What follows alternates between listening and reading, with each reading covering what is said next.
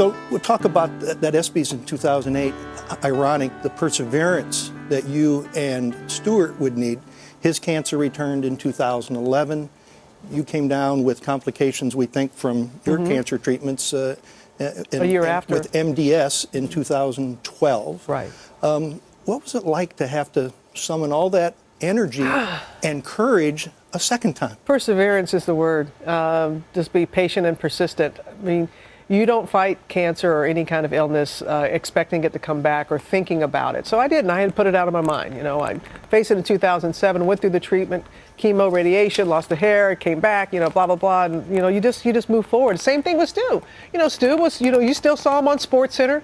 He was persevering through his treatment. It comes back, and there is a moment you're like, oh.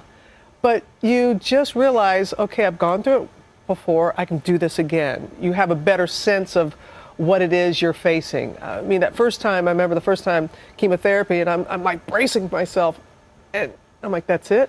That doesn't hurt. You don't, because you don't know. Yeah. So going through it a second time, you kind of have an idea. It doesn't make it any easier. There's a little anger. There's never a thought of why me.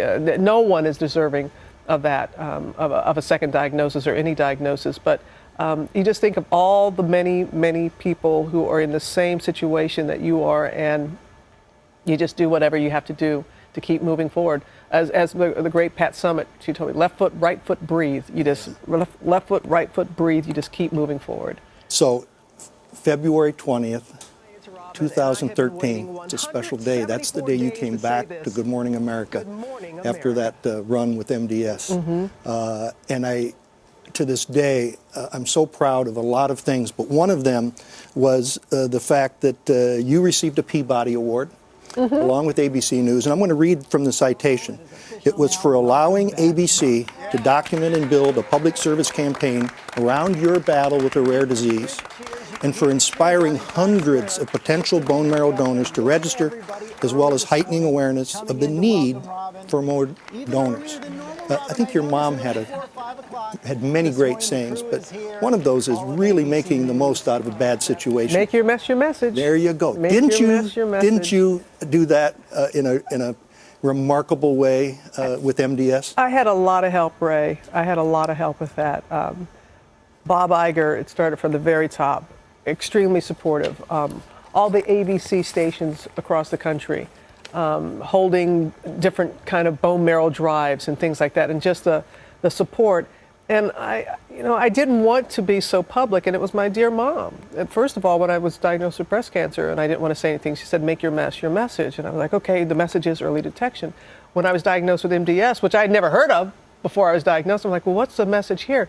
Oh, people don't realize that you can donate your stem cells, that it could potentially save 70 diseases could be potentially saved through a bone marrow transplant, sickle cell anemia, different leukemias, cancers.